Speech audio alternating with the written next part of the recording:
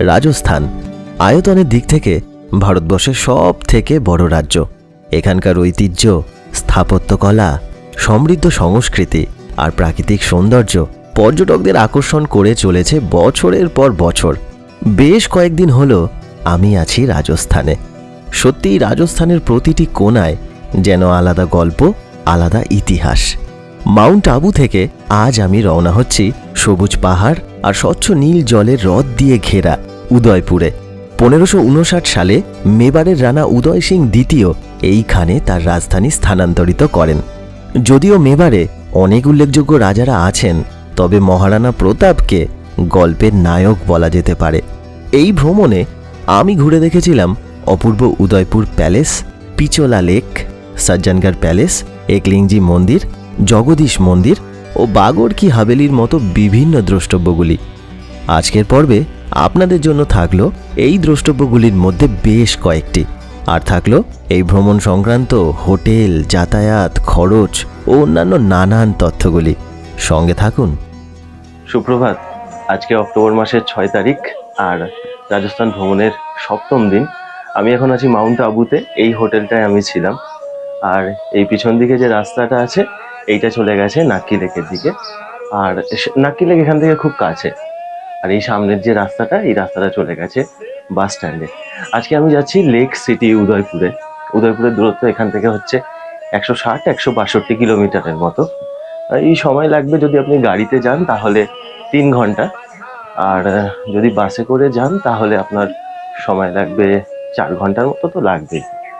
এখান থেকে bus stand একটুখানি, মানে মিনিট 7-8 হাঁটলে চলে যাওয়া যাবে। তবে যদি আপনাদের লাগেজ থাকে অনেকগুলো তাহলে হয়তো গাড়ি লাগবে। তবে রাস্তা খুব ভালো, সে নিয়ে কোনো অসুবিধা নেই। আপনারা চাইলে লাগেজ নিয়ে বাস স্ট্যান্ড পর্যন্ত হেঁটেও যেতে পারেন। বাসটা যেটা নিচ্ছি সেটা হচ্ছে গভর্নমেন্ট বাস। তার কারণ হচ্ছে যে প্রাইভেট কোম্পানির বাসগুলো আছে সেগুলো এখনো পর্যন্ত ঠিকঠাকভাবে সার্ভিস শুরু হয়নি। আর ওই বাসগুলো গেলে হয়তো একটু ভালো হতো। ওই বাসগুলো আপনাকে একটু তাড়াতাড়িও হয়তো পৌঁছাতো, কিন্তু কিছু করার নেই। আমাকে রাজস্থান সরকারের যে বাস সেই বাসটাই নিতে হবে। ভাড়া পড়ছে 200 টাকার মতো। সকালবেলায় 7:10-এ একটা বাস আছে, আর একটা হচ্ছে 9টার সময়। তো সকালের বাসটাই নিয়ে নিচ্ছি। এখন 6:30 বাজে। একটা জিনিস দেখুন, আমি যে উদয়পুর যাচ্ছি, উদয়পুরকে বলা হয় লেক সিটি। আমি বিকানের গিয়েছিলাম, সেখানে যেহেতু রেড স্যান্ডস্টোন ছিল তাই ওটা রেড সিটি বলা হয়।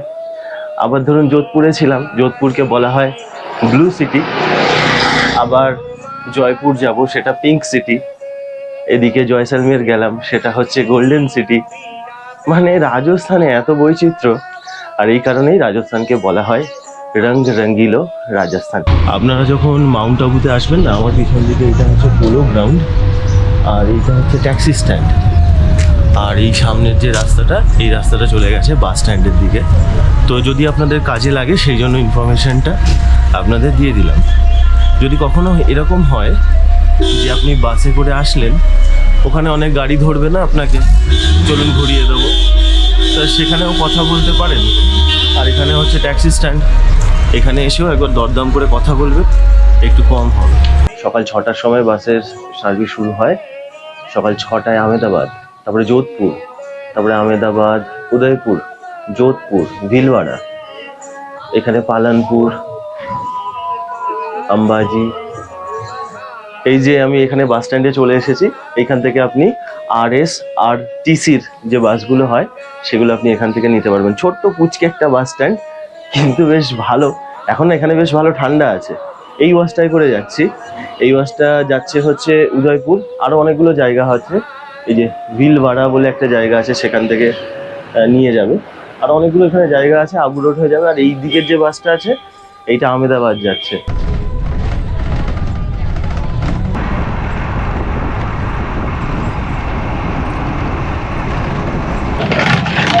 এই আমি হচ্ছে মানে টিকিট করলাম এখন। বাস এখন কিন্তু ভালোই যাচ্ছে, মানে 7টার সময় বাসটা ছেড়েছে। টিকিট করলাম উদয়পুর পর্যন্ত। ভাড়া হচ্ছে 205 টাকা। এনারা বলছে যে 11টার মধ্যে বা 11টা 15-এর মধ্যে পৌঁছে দেবে। তার মানে যদি 7টার সময় ছাড়ে 4 ঘন্টা 15 মিনিটের মতন সময় লাগছে।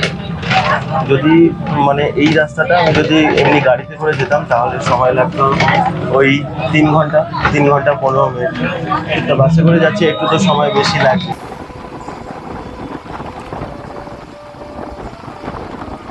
আমি উদয়পুরে পৌঁছে গেছি। এই হচ্ছে বাস ডিপো। বাস ডিপোটা কিন্তু খুব বড়, 11টার আগেই এখানে পৌঁছে দিয়েছে। আপনি যোধপুর আর উদয়পুর চলে এলেন, তার মানে কিন্তু আপনি পুরো সিটিতে চলে এলেন।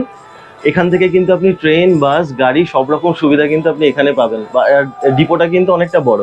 আসলে ব্যাপারটা কি হয়েছে দেখুন, মাউন্ট আবু থেকে আমি বাসে করে রওনা হলাম, তা আবু রোড স্টেশনের কাছে ওদের যে ডিপোটা আছে, সেই ডিপোটার ওখানটায় ওরা কিছুক্ষণ দাঁড়িয়েছিল, মানে ওই 10 মিনিটের মতন দাঁড়িয়েছিল। তারপরে আবার আলাদা একটা রাস্তা আছে, সেই রাস্তাটা দিয়ে একটু ব্যাক করে তারপরে আবার এখানে নিয়ে আসলো। সেই জন্য একটু সময় বেশি লাগলো, নাহলে 3.5 ঘন্টাতেই পৌঁছে দিত। আর আসার যে রাস্তাটা, মানে মাউন্ট আবু থেকে উদয়পুর আসার যে রাস্তা, অপূর্ব সুন্দর, অপূর্ব। মানে মাঝে মাঝে মনে হচ্ছিল কি একটু নেমে দাঁড়িয়ে কোথাও ছবি তুলি, এত সুন্দর।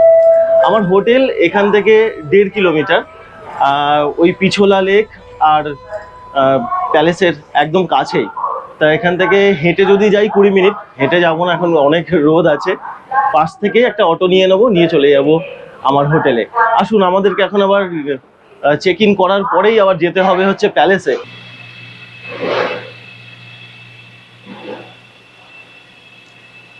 এই হোটেলটায় আমি আছি।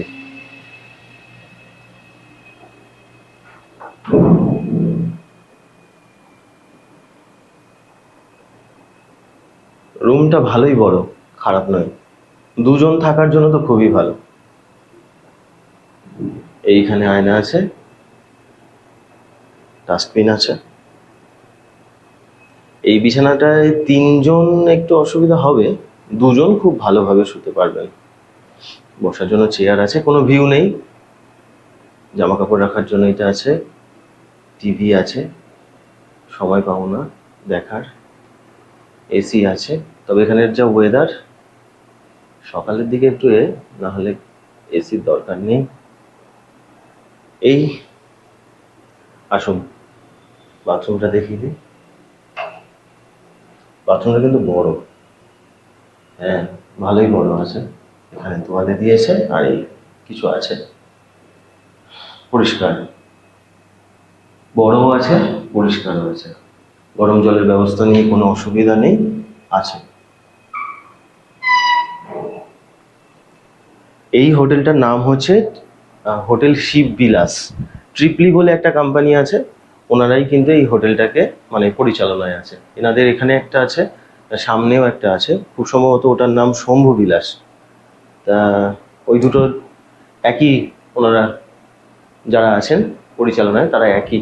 শুধুমাত্র ওনাদের এখানে নয়, আরও অনেক জায়গায় এনাদের হোটেল আছে। আচ্ছা, রুমের ভাড়া 1200 টাকা, তার সাথে জিএসটি অ্যাড হবে, মানে ধরুন ওই 1326 টাকা বা এরকম একটা কিছু হবে, 1350 টাকা ধরুন জিএসটি নিয়ে। খারাপ নয়। আমার এখান থেকে যদি আমি সিটি প্যালেস চলে যাই, তাহলে তার দূরত্ব হচ্ছে ওই 600 মিটারের মতো, হেঁটে গেলে 8 মিনিট সময় লাগছে। খারাপ নয়, মানে লোকেশনটাও খারাপ নয়, হোটেলটাও ঠিকই আছে, কোনো তো অসুবিধা নেই। ওই আমি যে মাউন্ট আবুতে ছিলাম 2000 টাকার রুমে, তার থেকে মনে হয় এটা অনেক ভালো। এই যে এই হোটেলটাতে আমি আছি, এই হোটেলটার নাম হচ্ছে হোটেল শিববিলাস। আর সামনে ওনাদেরই আরও একটা হোটেল আছে, যেই হোটেলটার নাম হচ্ছে হোটেল শম্ভুবিলাস। এইটা, এই যে জায়গাটা, এই জায়গাটার মানে পজিশনটা কিন্তু খুব ভালো। এখানে আপনি খাবারের হোটেল থেকে শুরু করে আরও বিভিন্ন হোটেল আপনি এখানে পাবেন। আর যেহেতু রাস্তার একদম উপরেই, সেহেতু কিন্তু আপনি এখান থেকে যদি যেখানে যেখানে যাবেন, যদি সিটি প্যালেস যান, সিটি প্যালেসেও যেতে পারেন, বা অন্য আর যেসব জায়গাগুলো আছে সেই জায়গাগুলো কিন্তু আপনি এখান থেকে খুব সহজে এক্সপ্লোর করে নিতে পারবেন। আমি যোধপুরে ছিলাম, তা যোধপুর থেকে আবুতে যাই, তারপরে সেখান থেকে আমি উদয়পুরে এসেছি। এই যে উদয়পুর যে জায়গাটা, এই জায়গাটা একটা সময় ছিল মেবারের রাজধানী। 1559 সালে রাজা উদয় সিং দ্বিতীয়, তিনি এইখানে তার দুর্গ নির্মাণ করেন, আর তার নামেই এই জায়গাটার নাম হয় উদয়পুর। এখন এখানকার যে রাজারা, তাদেরকে বলা হয় রানা, এনাদেরকে রানা উপাধি দেওয়া হয়। তা এইখানে যে উনি দুর্গটা নির্মাণ করেন, তার আগে ছিলেন তারা চিতোরে। আর এখানে যে দুর্গটা নির্মাণ করেন, কারণ এখানে পাহাড় আছে, ঝিল আছে, অনেকগুলো জলাশয় আছে, সেই সব বিষয়টা দেখে তিনি এখানে তার দুর্গ নির্মাণ করেছিলেন। মূলত নিরাপত্তাই ছিল প্রধান কারণ। এই আমি সিটি প্যালেসের ভিতরে প্রবেশ করব এখন। গণেশ পোল, এই যে সামনের যে দরজাটা, এইটার নাম হচ্ছে গণেশ পোল। আপনাদেরকে আগেও বলেছি, পোল মানে হচ্ছে বড় দরজা। আর ওই সামনে ওইটা হচ্ছে টিকিট কাউন্টার। তার টিকিট কাউন্টার থেকে টিকিট করলাম। এন্ট্রি ফি হচ্ছে 30 টাকা। আর মিউজিয়াম দেখতে হলে 400 টাকা দিয়ে টিকিট করতে হবে। এখন মিউজিয়াম যদি নাই দেখি, তাহলে আর কি দেখলাম? বাইরে থেকে ঘুরে তো কোনো মানে লাভ নেই। তবে একটা জিনিস যেটা সুবিধা, সেটা হচ্ছে ওনারা মানে ক্যামেরার যে চার্জ, সেটাও ওর মধ্যে ইনক্লুড করা আছে। তার জন্য আমাকে আর অতিরিক্ত যে টাকা বা টিকিট, সেটা আমাকে করতে হবে না। অনেক জায়গায় আমাকে যেমন ক্যামেরার জন্য 200 টাকা 150 টাকা দিতে হয়েছে, সেটা এখানে নেই। রাজস্থান ভ্রমণে না আমার যেটা সব থেকে ভালো লাগে, সেটা হচ্ছে এখানে কিন্তু সেই জিনিসগুলো এখনো আছে। মানে আপনি উপরের দিকে যদি দেখেন, সেই পেন্টিংসগুলো এখনো আছে। আর মানে আমার বাম দিকে যদি দেখেন, তাহলে ভাববেন যে জায়গাটা দারুণ সুন্দর। দেখুন, এইটা হচ্ছে পিছোলা লেক। আর ওই যে দূরে যে প্যালেসটা দেখতে পাচ্ছেন, ওইটা হচ্ছে লেক প্যালেস। ওই প্যালেসটা না মহারাজা জগৎ সিং তিনি নির্মাণ করেছিলেন। তা তার নামেই ছিল, ওই জায়গাটার নাম ছিল হচ্ছে জগনিবাস। তারপরে এখন হোটেল হয়ে গেছে। ওই হোটেলে থাকতে পারলে। তো এই যে হোটেল হয়ে যাওয়ার পর ওটার নাম পরিবর্তন হয়ে যায় লেক প্যালেস। সামনে দিয়ে আমাদেরকে ভিতরে প্রবেশ করতে হবে। এই যে এত সুন্দর মানে জলাশয়গুলো আছে, এখানে অনেক লেক আছে, সেই জন্য না এই জায়গাটাকে, মানে এই উদয়পুর জায়গাটাকে সিটি অফ লেকস বলা হয়। আবার অনেকে এটাকে ভেনিস অফ দ্য ইস্টও বলে থাকেন। এইখান থেকে জায়গাটা অপূর্ব লাগছে। কি ভিতরে প্রবেশ করবো, এখানেই আমার কেমন হয়ে গেল। দারুণ দারুণ লাগছে। জলের কালারটা পুরো নীল লাগছে, অপূর্ব। অনেক তারকাদের এখানে বিবাহ সম্পন্ন হয়েছে, অনেক অনেক। আচ্ছা, আমি প্যালেসের মধ্যে চলে এসেছি। প্যালেসের একদম সামনেই দাঁড়িয়ে আছি। এই যে পিছন দিকে এই বাঁ দিকে যে একটা দরজা আছে, ওইটা দিয়ে প্রবেশ করলাম। আর এখানে দুটো দরজা আছে ভেতরে যাওয়ার জন্য। একটা হচ্ছে তোরণ পোল, এই সামনেরটা হচ্ছে তোরণ পোল। আর ওইটা হচ্ছে মিউজিয়ামে যাওয়ার, ওই যে দুটো যেটা আছে, ওইটা হচ্ছে মিউজিয়ামে যাওয়ার রাস্তা। ওই মিউজিয়ামের রাস্তা দিয়ে আপনাকে যেতে হবে। তারপরে পুরো প্যালেসটা আপনি ঘুরে বাইরে আসবেন। ভেতর দিয়েও আরেকটা রাস্তা আছে। তারপরে এই যে তোরণ পোল আছে, এই তোরণ পোল দিয়ে যাবেন। রানীদের যে মহল আছে, সেগুলো দেখে আপনার এক্সিট হবে। অনেক বড় প্যালেস, অনেক সময় লাগবে কিন্তু ঘুরতে। আমরা যদি মানে মেবারের যদি সূচনা দেখি, তাহলে মেবার কিন্তু মানে বহু প্রাচীন, আনুমানিক 7ম শতাব্দীতে এই মেবারের সূচনা হয়। সেই সময় গুহদত্ত নামে একজন রাজা ছিলেন, যিনি গুহলিয়া রাজবংশের সূচনা করেন। তিনি এখানে শাসন চালাচ্ছিলেন। তারপরে এখানে বাপ্পা রাওয়াল, যিনি রাওয়াল রাজবংশের সূচনা করেন, তিনি এখানে শাসন চালাচ্ছিলেন। তা বেশ ভালো কথা, শাসন চলছিল। নাগদা, অহর, সেখান থেকে রাজধানী স্থানান্তরিত হয় চিতোরে। তো চিতোরেই তারা ছিলেন। কিন্তু 1303 সালে আলাউদ্দিন খলজি চিতোরকে পুরো গুঁড়িয়ে দিয়েছিল। মানে চিতোর শেষ, রাওয়াল রাজবংশ পুরোপুরি শেষ করে দেয়। কোনো রকমে অজয় সিং বেঁচে যায়, যিনি পরে হামির সিংকে বড় করে তোলেন। সেই হামির সিং মুঘলদের কাছ থেকে আবার এই মেবারকে ফিরিয়ে আনেন। তা ওই হামির সিংই কিন্তু সিসোদিয়া রাজবংশের সূচনা করেন। আর এই যে মহারানা উপাধি, আমরা এখানের সব রাজাদের দেখি যে মহারানা তাদের নাম, এখানকার রাজাদের মহারানা বলা হয়। সেই মহারানা উপাধিটা কিন্তু তিনি এখানে নিয়ে এসেছিলেন। তা আমরা এই যে সামনে যেখানটায় দাঁড়িয়ে আছি, এটা হচ্ছে মানাক চক। এখানটায় না বলতে পারেন যে দিওয়ানে আম, মানে এখানে জনসাধারণের বিচার, বিভিন্ন কার্যকলাপ এখানে হতো, বিভিন্ন অনুষ্ঠান এখানে হতো। আর উপরে যে ঘরগুলো আছে, সেখান থেকে রানীরা বা অন্য যারা ছিলেন তারা এইটা দেখতেন। 16ই মার্চ 1559 সালে এইখানে রাজা উদয় সিং দ্বিতীয় তিনি এই মহলের নির্মাণ করেন। তার নামে এই জায়গাটার নাম হয়েছে উদয়পুর। এই তোরণ পোলের তোরণটি রাজা অরবিন্দ সিং তার মেয়ের বিয়ের সময় এখানে লাগিয়েছিলেন। এখানকার রানারা হাতির ব্যবহার করতেন, তবে একটা সময়ের পর সেই হাতির ব্যবহার বন্ধ হয়ে যায়। আর এনারা সূর্যবংশীয় ছিলেন, সেই কারণে বর্ষায় যখন সূর্যের দেখা পেতেন না, তখন এই যে সূর্যগুলি এখানে বসানো আছে তার দর্শন করে তারপরে খাবার খেতেন। এই সূর্যগুলি তামা দিয়ে তৈরি, আর এতে সোনার প্রলেপ দেওয়া আছে। রাজপ্রাসাদের ভিতরেও একটি বিশাল আকারের এই সূর্য দেখতে পাওয়া যায়। উদয়পুর রাজপ্রাসাদের মধ্যে কোনো জায়গায় ব্লগ বানানোর অনুমতি নেই, তবে আপনি মোবাইল ও ক্যামেরা দিয়ে ছবি ও ভিডিও করতে পারেন। গাইডের জন্য এখানে কোনো নির্দিষ্ট মূল্য নির্ধারিত নেই, তবে 500 টাকার বিনিময়ে একটি গাইড নেওয়া যায় এবং তাতে দরদামও চলে। শুরুতেই আমি পৌঁছে গেলাম মেবারের রাজকীয় শস্ত্রাগারে, সালেখানা। দুর্গের সবথেকে প্রাচীন অংশের মধ্যে একটি হলো এই শস্ত্রাগার। মহারানা উদয় সিং দ্বিতীয়ই এর নির্মাণ করেছিলেন। প্রথমে এটি ছিল অতিথিদের প্রতীক্ষার ঘর। মহারানা সজ্জন সিং এটিকে শস্ত্রাগারে পরিবর্তিত করেন। মহারানাদের সাথে দেখা করার আগে এখানে আগন্তুককে তার অস্ত্রশস্ত্র জমা রাখতে হতো, তারপর দেখা করার অনুমতি পাওয়া যেত। 1600 থেকে 20 শতাব্দীর বিভিন্ন দুর্লভ ব্যক্তিগত ও যুদ্ধে ব্যবহৃত অস্ত্রশস্ত্র এখানে প্রদর্শিত করা হয়েছে। এই হচ্ছে মহারানা প্রতাপের হলদিঘাটের যুদ্ধে ব্যবহৃত অস্ত্রশস্ত্র আর পোশাকের ঘর। 18 জুন 1576 সালে হলদিঘাটের যুদ্ধ হয় মুঘলদের সাথে। মুঘলদের হয়ে নেতৃত্ব দিয়েছিলেন প্রথম রাজা মান সিং। এই মহারানা প্রতাপ সাথে 2টি করে তলোয়ার রাখতেন। তিনি যার সাথে লড়াই করতেন তার কাছে যদি কোনো অস্ত্র না থাকতো, তখন তিনি তার অন্য তলোয়ারটি তাকে দিতেন। লড়াই সমানে সমানে হতো। এইসব হাতিয়ার, পোশাক সব নিয়ে প্রায় 30 থেকে 35 কিলো ওজন তিনি বহন করতেন। মহারানা প্রতাপ যুদ্ধের সময় তার পরাক্রম আর নিপুণতার পরিচয় তো দিতেনই, তবে তিনি খুব বুদ্ধিমানও ছিলেন। যুদ্ধের সময় তিনি তার ঘোড়া চেতককে বাচ্চা হাতির পোশাক পরিয়ে দিতেন। এর ফলে শত্রুদের হাতিরা বাচ্চা হাতি ভেবে তার ঘোড়াকে আর আক্রমণ করত না, আর তিনি খুব ভালোভাবে যুদ্ধটা চালিয়ে যেতেন।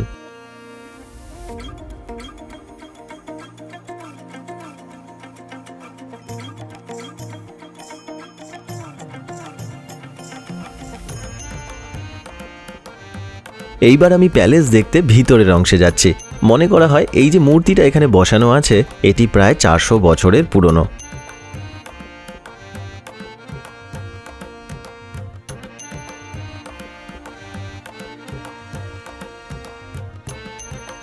একজন সাধু প্রেমগিরি গোস্বামী মহারানা উদয় সিংকে এখানে দুর্গ নির্মাণের উপদেশ দিয়েছিলেন, আর তারপর তিনি এখানে দুর্গ নির্মাণ করেছিলেন। এই হলো তার বিগ্রহ। আমি এখন দাঁড়িয়ে আছি লাখু কুণ্ডের সামনে। এটা কিন্তু কোনো চৌবাচ্চা নয়।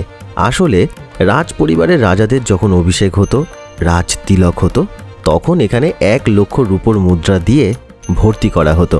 সেই জন্য একে বলা হয় লাখু কুণ্ড। এই মুদ্রাগুলির মধ্যে 25,000 মুদ্রা জনসাধারণের ওপর লুটিয়ে দেওয়া হতো, আর বাদবাকিগুলি ভালো কাজে ব্যয় হতো।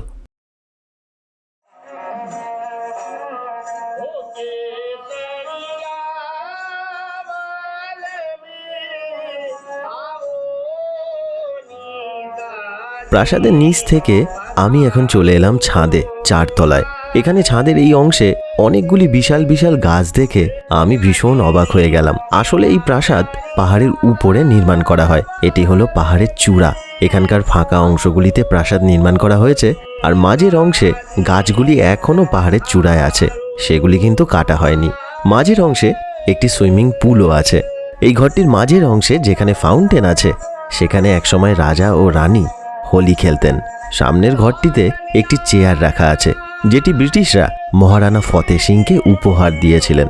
আসলে রানা ফতেহ সিংকে একবার ব্রিটিশরা দিল্লি সভায় আমন্ত্রণ জানান, কিন্তু যেহেতু মাটিতে বসতে হবে আর ঝুঁকে সেলাম করতে হবে, তাই তিনি সেখানে গেলেন না। বিষয়টি জানার পর তাকে ব্রিটিশ সরকার এই চেয়ারটি উপহার দিয়েছিলেন।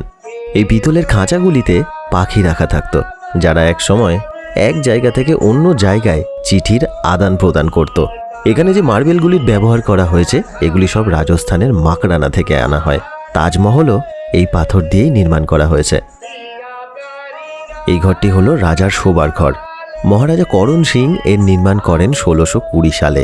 এরপর মহারাজা শম্ভু সিং 1861 সালে যখন রাজা হন, তিনি এই কাঁচের কাজগুলি করান। দারুণ সুন্দর কাঁচের নকশা হাতির দাঁতের দরজা আর সুন্দর প্রাকৃতিক চিত্র এখানে দেখতে পাওয়া যায়। কাঁচের তৈরি এই শোবার ঘরটিকে শীষ মহল বলা হয়। রাজপ্রাসাদের এই উঁচু অংশটি থেকে রাজা নিচে দেওয়ানে আমে যে আচার অনুষ্ঠান হতো সেগুলি দেখতেন। এর পাশে একটি লাইব্রেরিও আছে। 1875 সালে মহারানা সজ্জন সিং এর নির্মাণ করেন। এখানে কবিরাজ শ্যামল দাসের একটি ছবিও আছে, যিনি ঠিক এইখানে বসেই মেবারের ইতিহাস লিখেছিলেন। বইয়ের নাম বীর বিনোদ।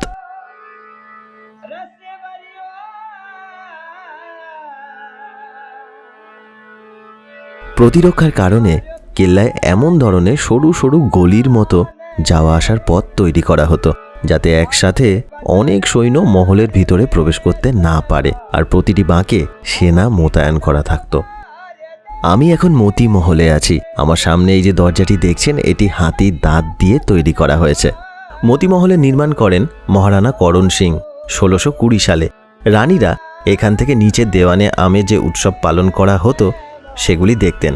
আর যেহেতু সেই সময় পর্দা প্রথা ছিল, তাই রানীদের জনসমক্ষে আসার কোনো অনুমতি ছিল না।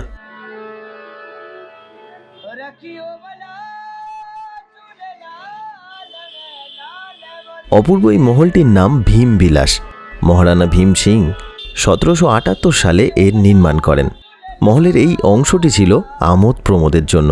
বিভিন্ন রকম খেলার আয়োজন এখানে করা হতো। রাজা এখানে বসে দাবা খেলতেন, এখানে বসে হুঁকোও পান করতেন। পাশে ছিল বৈঠক। মহারানা জগৎ সিং দ্বিতীয় এই প্রীতম নিবাসের নির্মাণ করেন। এই রানা ভূপল সিং 18 বছর বয়সে ঘোড়া থেকে পড়ে যান, আর তারপর তিনি আর চলাফেরা করতে পারতেন না। এইখানে রাখা এই চেয়ারগুলি তিনি ব্যবহার করতেন।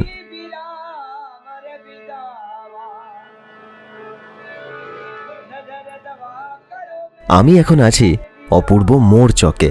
মহারানা করণ সিং 17শ শতাব্দীতে এর নির্মাণ করেন। কাঁচের কাজগুলি মহারানা সজ্জন সিং, যিনি লাইব্রেরি তৈরি করেছিলেন, তিনি তৈরি করে দেন। বিশেষ শুনানি, খাওয়া দাওয়া আর বিভিন্ন অনুষ্ঠান এখানে হতো। এই অপূর্ব মহলটির নাম হলো মানাক মহল।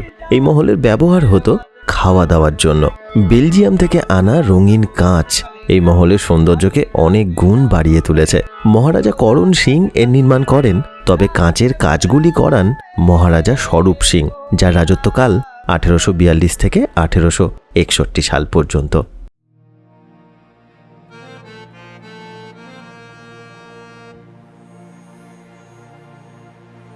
এই যে মহলটায় আমি এখন আছি, এর নাম জেনানা মহল। এটি মহিলাদের মহল আর পুরুষদের মহলের থেকে অনেকাংশে আলাদা। মহারানা করণ সিং এই মহলের নির্মাণে গুরুত্বপূর্ণ ভূমিকা পালন করেন। এই মহলের সিলিংয়ের উচ্চতাও অনেক কম। এছাড়া রাজপরিবারের মহিলাদের স্নানঘর, সাজসজ্জা, পোশাক, খেলাধুলা, বিনোদন, প্রতিরক্ষার কবচ, অস্ত্র ও অন্যান্য নানান জিনিসের পরিচয় এখানে খুব ভালোভাবে পাওয়া যায়।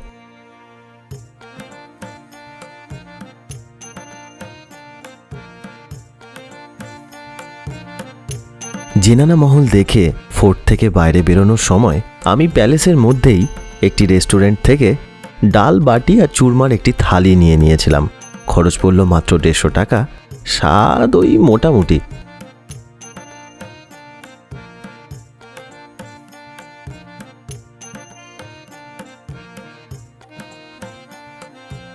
দেখুন, আমি প্যালেস থেকে এই সবে মাত্র বেরালাম। বেশ অনেকক্ষণ সময় লাগলো, মানে ঘন্টা 3 সময় লেগে গেল। অনেক বড় তো, সেই কারণে। তবে দেখুন, প্যালেস তো সুন্দর, আর তার সাথে যে ইতিহাস জড়িয়ে আছে, মানে মহারানা প্রতাপ যেখানে জড়িয়ে আছেন, সেটা তো মানে অনস্বীকার্য যে খুব ভালো, খুব দারুণ। তবে যদি টিকিটের প্রাইস বলা হয়, সেটা আমার কাছে না একটু বেশি বলে মনে হলো। সেটা আমার ব্যক্তিগতভাবে মনে হচ্ছে যে 400 টাকা দিয়ে মিউজিয়াম, 30 টাকা এন্ট্রি ফি, মানে সব মিলিয়ে 430 টাকা অনেকটা বেশি বলে আমার মনে হলো। আচ্ছা, ফোর্ট থেকে বেরাবেন যখন, না যে দিক দিয়ে আমি প্রবেশ করলাম, মানে যেদিকে পিছলা লেক, তার উল্টো দিক দিয়ে আমি বেরালাম, তা টিকিটটা কিন্তু ফেলে দেবেন না। এখানে একটা জগদীশ মন্দির আছে, সেইটা দেখে নেবেন। একটুখানি 1 মিনিট হাঁটা পথ। 1651 সালে মহারাজা জগৎ সিং নির্মাণ করেছিলেন অপূর্ব সুন্দর মন্দির। আর সেই মন্দিরটা নির্মাণ করতে তখনকার সময়ে 15 লক্ষ টাকা খরচ হয়েছিল। আসুন আমরা ওই মন্দিরটা দেখে নিই। এই মোড় থেকে বাম দিকে যেতে হবে।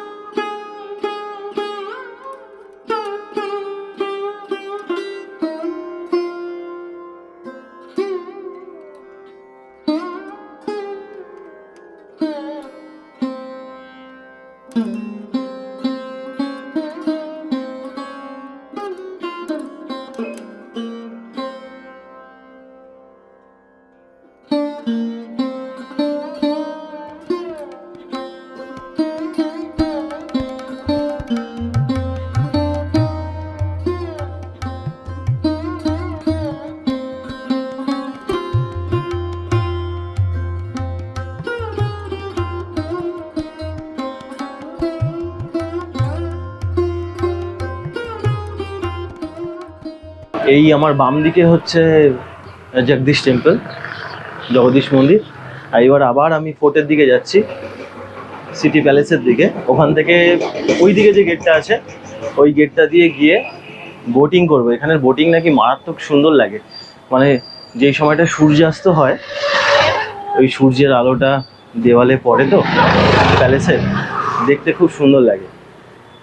তা এইটা একটা মানে দেখতেই হবে অতি অবশ্যই কেমন সুন্দর লাগে। তবে যদি আপনারা আমাকে ব্যক্তিগতভাবে বলেন, মানে যদি কারুকার্যর দিক থেকে দেখি, তাহলে মানে ধরুন এতদিন ধরে আমি যে রাজস্থান ভ্রমণ করছি, বিকানের, জয়সলমের, মেহেরানগড় মানে যোধপুর, সেই প্যালেসগুলো মনে হয় কারুকার্যের দিক থেকে আরও অনেক বেশি সুন্দর। চলুন বোটিং করব, বেলা হয়ে যাচ্ছে। আবার এখানে আবার মানে যখন সানসেট হয় সেই সময় বোটিংয়ের টিকিটের প্রাইসও অনেক বেশি।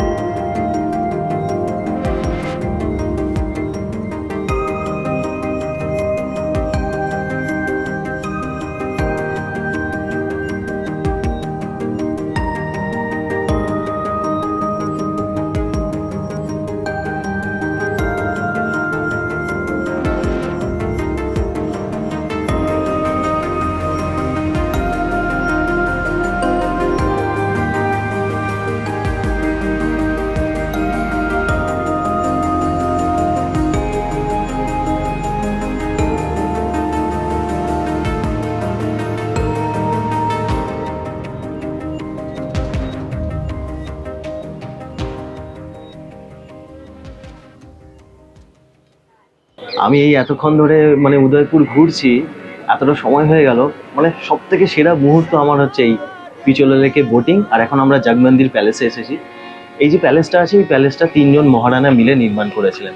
প্রথম কাজ শুরু করেছিলেন মহারানা অমর সিং 1551 সালে, তারপরে মহারানা করণ সিং 1620 সালে, তারপর কাজ শেষ করেছিলেন মহারানা জগৎ সিং 1652 সালে। তার নামেই এই প্যালেসটার নামকরণ করা হয়েছে জগমন্দির প্যালেস। এই প্যালেসটা মূলত ব্যবহার করা হতো বিনোদনের জন্য, আমোদ প্রমোদের জন্য। আসলে আমরা প্যালেসটা দেখবো, আর এখান থেকে এই যে বোটিং করলাম না, মানে অসম্ভব অসম্ভব সুন্দর লাগলো। অবশ্যই আপনারা এখানে যদি আসেন বোটিং করবেন। বিকেলবেলায় বোটিংয়ের রেট বেশি 800 টাকা, সকালবেলায় বোটিংয়ের রেট কম 500 টাকা।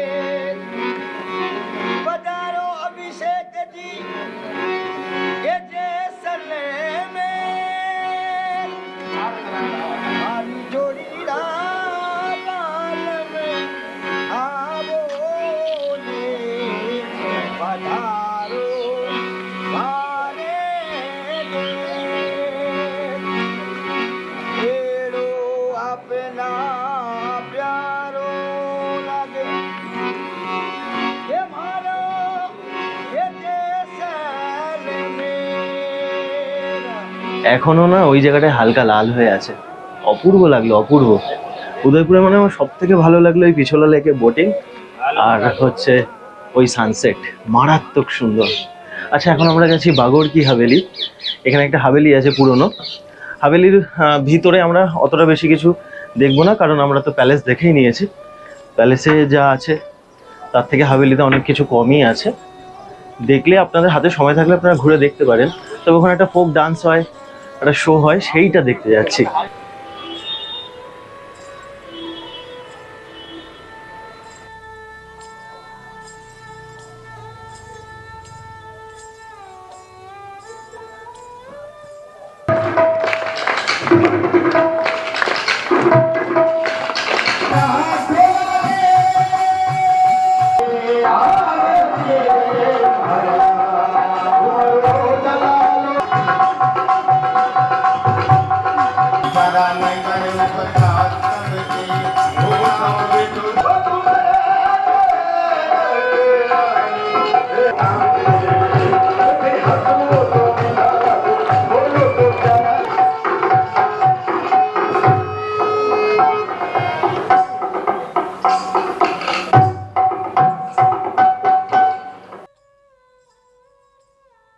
আমি এখন যে ঘাটটার সামনে বসে আছি সেই ঘাটটার নাম হচ্ছে গঙ্গোর ঘাট। আর এই গঙ্গোর ঘাটের পাশেই হচ্ছে বাগোড়কি হাভেলি। বাগোড়কি হাভেলি সকালবেলায় 9:30টার সময় খোলে আর বিকেলবেলায় 5:30টার সময় বন্ধ হয়। বন্ধ হয় মানে মিউজিয়ামটা বন্ধ হয়ে যায়, তারপরে এখানে একটা ফোক শো হয়। আপনারা যদি সকালবেলায় আসেন মিউজিয়াম দেখতে, তাহলে এক একজনের খরচ হচ্ছে 55 টাকা। এই পিছনের ঘাটটাই হচ্ছে গঙ্গোর ঘাট। আর যদি ফোক ডান্স যেটা হয় সন্ধেবেলায়, সেইটা যদি দেখেন তাহলে তার খরচ হচ্ছে এক একজনের 100 টাকা। আর যদি ভিডিওগ্রাফি করেন তার জন্য 100 টাকা খরচ পড়বে। ক্যামেরা দিয়ে যদি করেন তাহলেই খরচ পড়বে, মোবাইল দিয়ে করলে কোনো কিন্তু খরচ নেই। এই দেখুন পিছলা লেক, এই সামনে ওই যে অনেক দূরে ওটা রাজবাড়ি। আর এগুলো সব হোটেল, হোটেলগুলো চকচক করছে একদম। মানে আমি সকাল থেকে উদয়পুরে ঘুরছি, কিন্তু যত বেলা বাড়ছে না তত চমক হচ্ছে এখানে। একটা কথা বলি আপনাদেরকে, এই যে বাগোড়কি হাভেলি আছে, এই বাগোড়কি হাভেলি নির্মাণ করেন মহারাজা সংগ্রাম সিং 8শ শতাব্দীতে। তিনি এই হাভেলিটা নির্মাণ করেছিলেন তার মন্ত্রী অমর সিং বারবারের জন্য। এবার যখন মন্ত্রী মারা যান তখন তার কোনো বংশধর ছিল না, সেই কারণে মহারাজা সংগ্রাম সিং তার ভাইকে সেটা উপহার দিয়ে দেয়। আপনারা না এই বাগোড়কি হাভেলি কিভাবে আসবেন আমি বলে দিই। আপনারা ওই প্যালেস দেখলেন, প্যালেস থেকে 2টো গেট, ওদিকে একটা দরজা এদিকে একটা দরজা। বাড়াপোল যে দিক দিয়ে, সেই দরজা দিয়ে আপনারা যখন বেরিয়ে যাবেন, ওপাশেরটা হচ্ছে ফতেপোল, এপাশেরটা হচ্ছে বাড়িপোল। তো বাড়িপোল থেকে বেরিয়ে আপনারা একটুখানি গেলেই হচ্ছে জগদীশ মন্দির। আর জগদীশ মন্দির থেকে সোজা গিয়ে বাম দিকে আসলেই এই গঙ্গোর ঘাট, আর এখানেই হচ্ছে বাগোড়কি হাভেলি। ভ্রমণ সংক্রান্ত বিভিন্ন জায়গার ভিডিও আমি তৈরি করি। যদি আপনাদের এই ধরনের ভিডিও ভালো লাগে, চ্যানেলের সঙ্গে থাকতে পারেন, চ্যানেলটিকে সাবস্ক্রাইব করতে পারেন। অনেক ধন্যবাদ আপনাদের মূল্যবান সময় দেওয়ার জন্য। খুব ভালো থাকবেন। দেখা হচ্ছে যোধপুর ভ্রমণের পরের পর্বে।